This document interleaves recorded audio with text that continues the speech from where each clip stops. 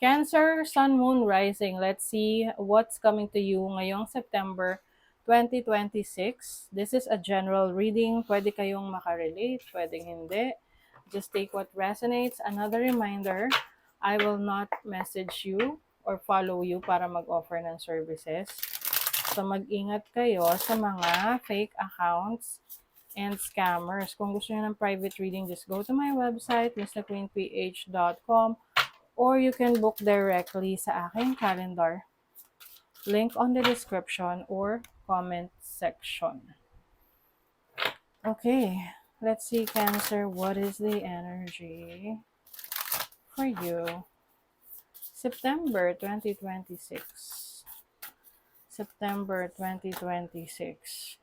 Purpose. Wow. So you are aligning yourself to your purpose. Maaring you are realizing na, ito talaga ang destiny ko. Ito yung calling ko. So magkakaroon ka ng clarity. You also have this capacity or ability na mag-share ng knowledge and skills niyo sa iba. You can be a teacher, coach, mentor. So someone na may kakayanang magturo. Deprivation, healer guides. I think you will also realize kung ano yung mga dinideprive mo sa sarili mo. Ibig sabihin kung ano yung mga ina-avoid mo kasi feeling mo hindi mo yun dinideserve. Okay? Example, sleep deprivation. So, minsan kasi, masyado tayong nag-overwork na dinideprive natin yung sarili natin sa pahinga. Okay?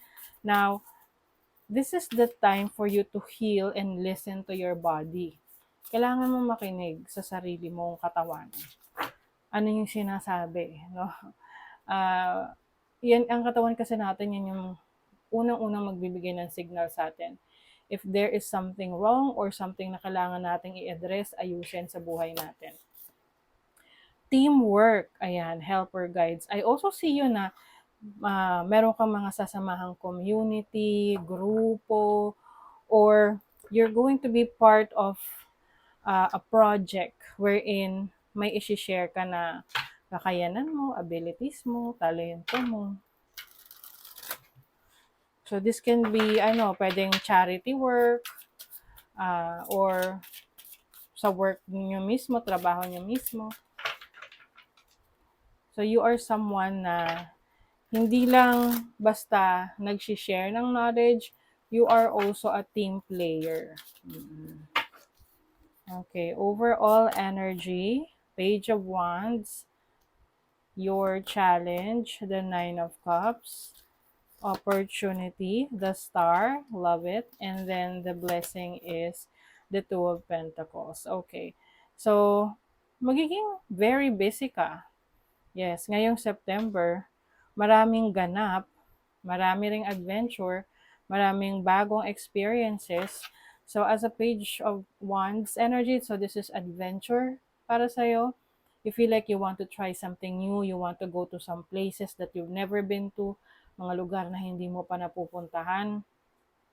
Mas magiging bukas ka sa mga bagong experiences. Hindi naman kailangang travel ito, but for some of you, pwedeng travel opportunities ito. But this is this is about exploring your abilities, yung mga kaya mong gawin. And I feel like someone is going to help you make that happen, or meron kang very supportive na friend or person sa buhay mo na mag-a-assist sa'yo sa journey mo na ito. Now, the challenge here is the Nine of Cups.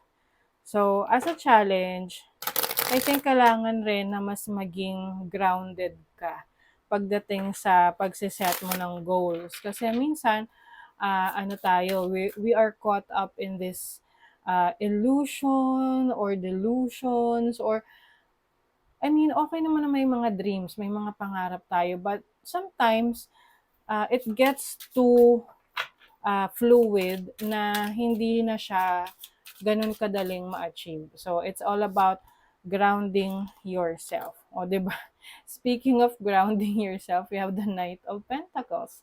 This is definitely about grounding, na you have to be practical sa yung mga goal sa buhay na, okay, ito yung gusto mong mangyari. Ngayon, ano ba ang ginagawa mo to make it happen? Are you just thinking about it or feeling it, but you're not doing something about it? So, kailangan din practical ang iyong mga actions na gagawin. Now, this is really interesting kasi ang iyong opportunity is the star. The star is about healing. So, kung ikaw ay nagkaroon ng physical issues, draining ng mga nakaraan, this month, no, this coming month, ngayong September, ito yung month for you para makarecover. Okay? And another thing, as an opportunity to set your goals and your dreams nang meron talagang kaliwanagan. And also, with practicality rin, dahil nga ito ay pagtitimpla, kumbaga, no, na you have to be more aware of the pros and cons ng mga goals mo. Is this going to help you? Kailangan mo ba siya ngayon? O pwede siyang ipagpaliban at mag-focus sa ibang bagay na mas mahalaga sa'yo? But definitely, I see healing. Yes, healing for you. Ang healing naman, di naman kailangan may sakit ka na malala, no? Para sabihin, kailangan mo ng healing. It's about, healing your soul. Uh, like, as simple as kulang ka sa tulog, ang healing doon is matulog ka, 'di ba? Makatulog ka ng mahimbing at makapag-recharge, 'di ba? Now your blessing is the Two of Pentacles. So, busy is the new happy for some of you, Cancer. Maaring meron kayong mga pagsasabay-sabayin, i-juggle na trabaho or mga responsibilities. But, kahit na nakakapagod, kaya mo siyang gawa ng paraan. Ma-overcome mo. And there's definitely celebration here with the Three of Cups. Kung ano man tong mga binibigyan mo ng focus and attention ngayong September, there is definitely success in this area or in this field of life. So, kumbaga masasabi mo na worth it yung pagod mo, worth it yung iyong mga efforts. Meron ditong setting boundaries. So, maaring merong person sa buhay mo na kailangan mong kausapin, no?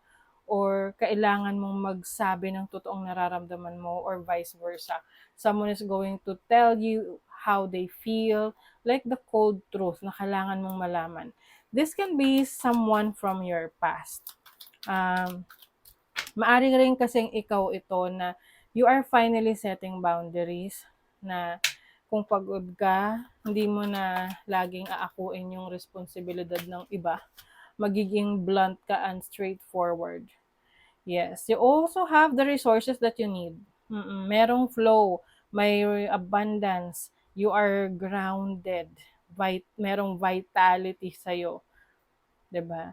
So, you are also nourishing yourself more ngayong September. So, that is your reading, Cancer. Thank you so much. See you again.